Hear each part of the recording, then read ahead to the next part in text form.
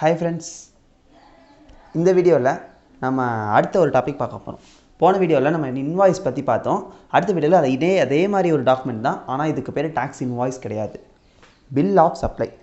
இந்த bill of supply அப்படிங்கிற ஒரு டாக்குமெண்ட்டை யார் இஷ்யூ பண்ண போகிறா அப்படின்னு பார்த்தீங்கன்னா 2 பேர் தான் பண்ண முடியும். ஒன்று registered person doing exempt supply, இன்னொன்று registered person doing composition scheme. ஏன்னா அன்ரெஜிஸ்டர்ட் பர்சன் பில்லே இஷ்யூ பண்ண, இது இன்வாய்ஸோ பில் எதுவுமே இஷ்யூ பண்ண முடியாது.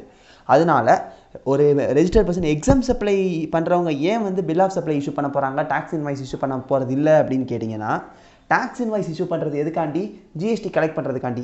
ஒரு எக்ஸாம் சப்ளைன்னு இருக்குது, அந்த அவர் பண்ணுற சப்ளைக்கு டாக்ஸே இல்லை, அந்த கேஸில் எப்படி அவரால் டாக்ஸ் இன்வாய்ஸ் இஷ்யூ பண்ண முடியும்? அதனால தான் அவர் பில் ஆஃப் சப்ளை இஷ்யூ பண்ணுறாரு. இன்னொரு யாருன்னு பார்த்தீங்கன்னா registered person doing composition scheme.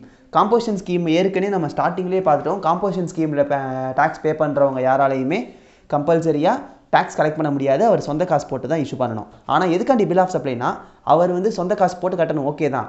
ஆனால் என்னென்ன பொருள் சப்ளை பண்ணியிருக்காருன்னு தெரியணும்ல, அதுக்கு தானே அவர் டாக்ஸ் கட்ட போகிறாரு.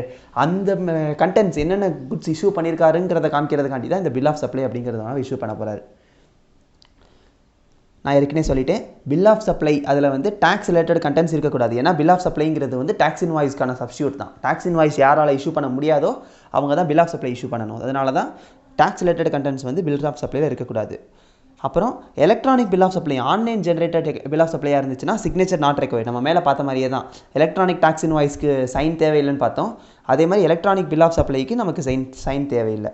நான் டாக்ஸபிள் சப்ளை பண்ணுறதா இருந்தால் பில் ஆஃப் சப்ளை தான் இஷ்யூ பண்ணணும். ஏன்னா எக்ஸாம் சப்ளைக்கே பில் ஆஃப் சப்ளை தான் பண்ணணும்னு சொல்லியாச்சு. நான் டாக்ஸபிளே சொல்லிட்டாங்க, இந்த கேஸில் கண்டிப்பாக டாக்ஸ் இன்வாய்ஸ் கொடுக்க முடியாது, ஸோ பில் ஆஃப் சப்ளை தான் கொடுத்தாகணும்.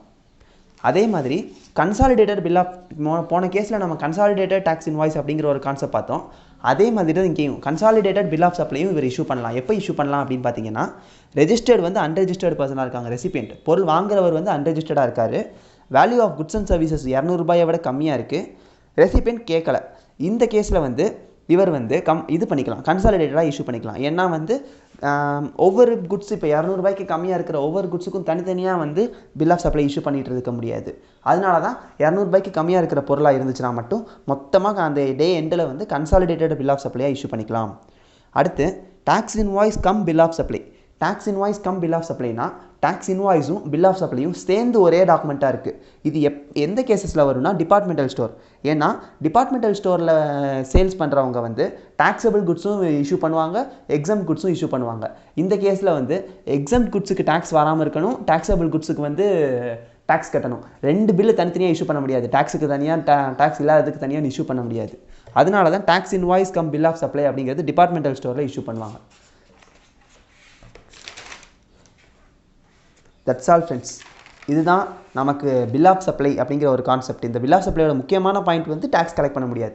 இதுதான் மெயின் பாயிண்ட். மிச்ச பாயிண்ட்ஸ்லாம் இந்த வீடியோவில் எக்ஸ்பிளைன் பண்ணிட்டேன். ஏதாச்சும் டவுட்ஸ் இருக்குன்னா கமெண்ட் செக்ஷனில் கேளுங்க ஃப்ரெண்ட்ஸ். தேங்க்யூ.